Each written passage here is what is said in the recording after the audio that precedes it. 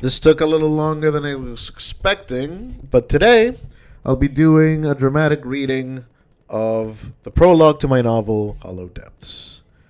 This is set centuries before the main story, before Klein, but this is the first thing I wrote relating to this book. Now 7 years ago. Wow. It's been 7 years. Between everything that's happened since then. Yeah, let's not get into that can of worms. I'm sure you've seen the state of the world. So yeah, let's start with that.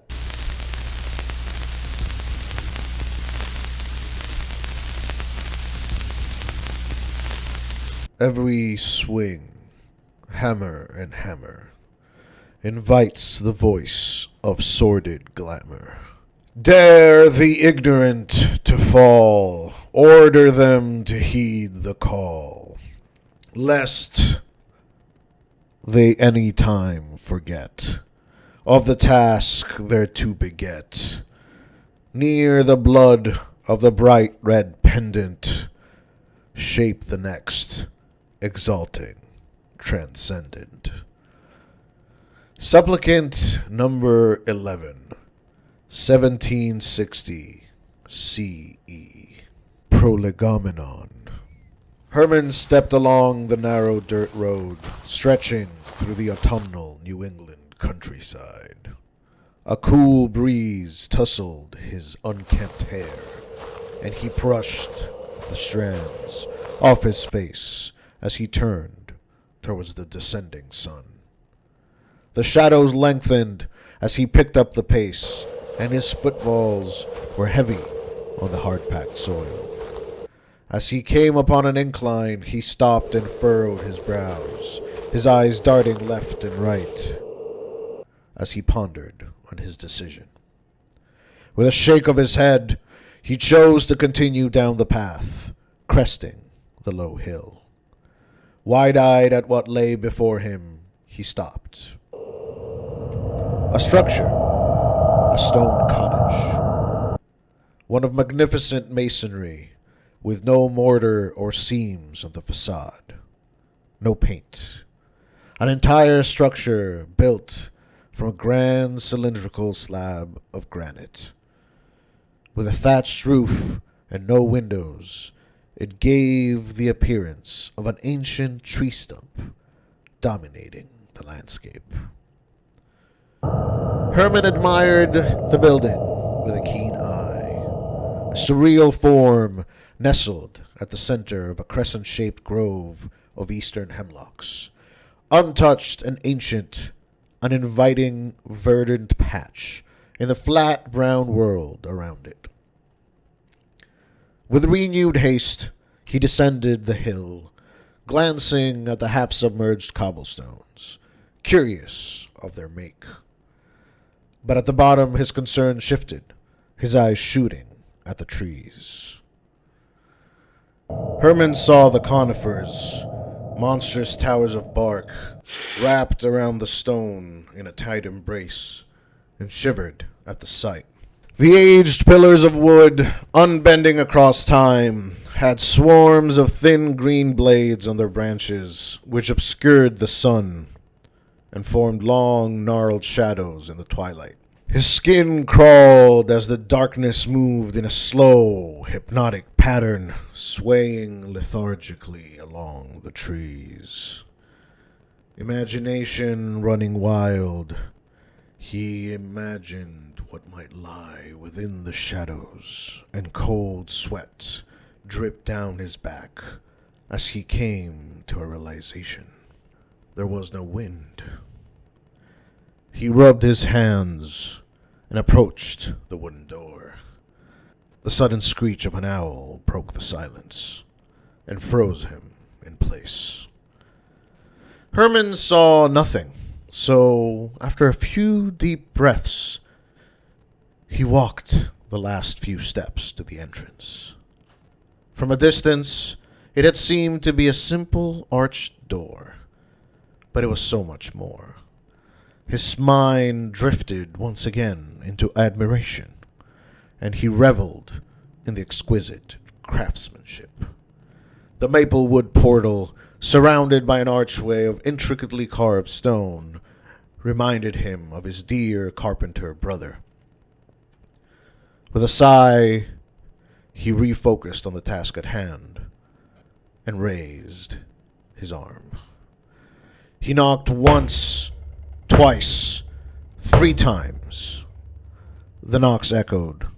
Time stretched as he waited, the dim light fading away rapidly. Herman urgently knocked again, once, twice, 3 times. In response to his request for entry, the owl's song pierced the air. This time, however, when he looked up to the nearest tree, it came to view. A barn owl. A faint moonbeam illuminated the ivory-colored bird, and its feathers radiated a soft brilliance. His spine tightened as the bird of prey looked straight into his eyes with a golden stare. Herman's mouth hung agape, both at the size and the color of the foreign bird. It was unheard of, magical, entrancing. Mind blank, he took a step away from the arched entrance and toward the owl, its eyes beckoning him forward. Herman stopped as a branch snapped beneath his foot. He awoke from his stupor, and he heard the clunk of 3 locks being released and the slight creak of hinges from behind him. Herman turned back, the owl forgotten, as the door swung inward to reveal a young girl. The air around her shimmered as the heat from within escaped into the cool night air. Welcome. The girl was wearing naught but a drab smock under a simple white apron. The girl's pale skin shone in the flickering light. Black hair cascaded down to her waist, framing her facade. She was thin, so frail he was surprised she could stand. The girl stared at him blankly, her light gray eyes and face an emotionless mask. He would have thought her made of porcelain, a doll perhaps, but she stepped back and ushered him inside.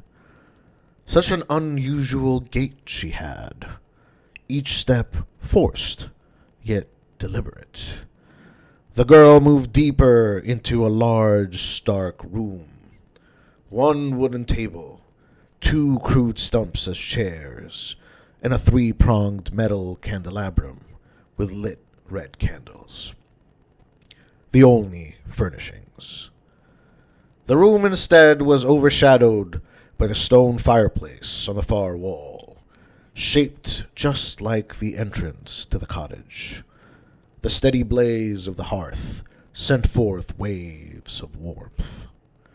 The girl sat awkwardly, leaving him by the entrance. Hesitantly, he stepped forward, and the door closed behind him with a soft thump. His body tensed, and he swallowed down bile as he approached the table, the girl's eyes following his every move. The girl lay unmoving. Her chest did not rise. It did not fall. She did not blink. She was still as a rock, except for those eyes. The man in red, wrapped in a vibrant cloak, appeared by the fireplace. The man in red poked at the fire, his face obscured by a flickering shade. The man in red struck, and a furnace's worth of heat poured out. Herman's face was coated by a film of sweat. The girl pointed to one of the 3 cups on the table. Herman, startled, but not finding anything amiss, accepted appreciatively. The girl nodded as the warm metal touched his hands. Herman, assuming it was mulled wine, took a large gulp of the red liquid.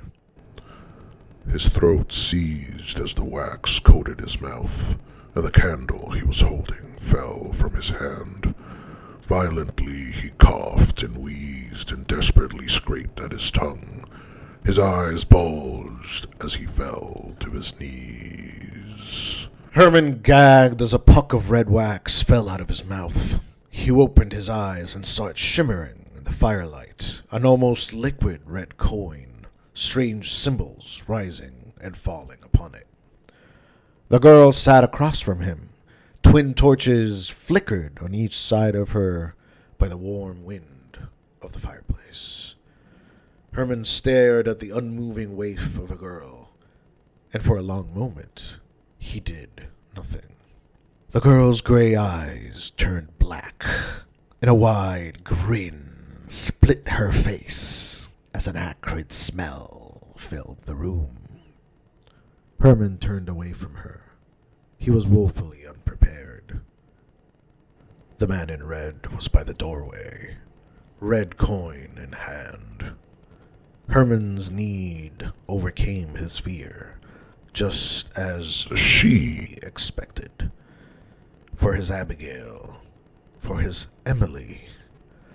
Teeth clenched and eyes closed, the man took a deep breath.